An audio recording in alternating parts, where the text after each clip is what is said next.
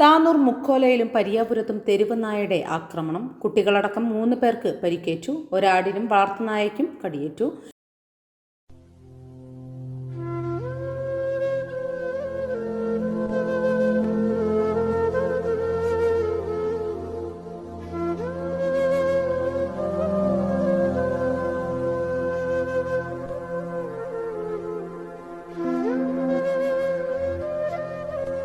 മുനിസിപ്പാലിറ്റിയിൽ 1-2 പ്രാവശ്യം ഞങ്ങൾ തെരുവുനായ ശല്യം, അതുപോലെ പന്നി ശല്യം, ഇതേപോലെ തന്നെ ഒരു ഭീഷണിയാണ് പന്നി ശല്യം. അതും ഞങ്ങൾ 1-2 പ്രാവശ്യം അവതരിപ്പിച്ചിട്ടുണ്ട്.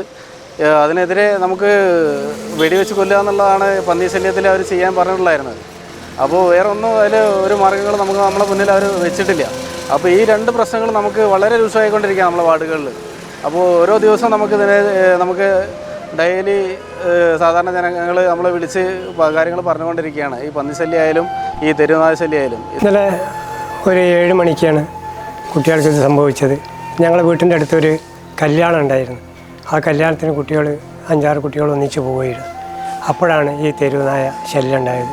2 കുട്ടികളെ വളരെ കടിച്ച് പരിക്കേൽപ്പിച്ചു.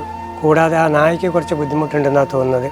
ആ നായ വെപ്പ് നായയാണോ എന്ന് സംശയിക്കുന്നുണ്ട്. ഒരുപാട് ആടുകളെ കടിച്ചിട്ടുണ്ട്, നാക്കാലികളെ കടിച്ചിട്ടുണ്ട്.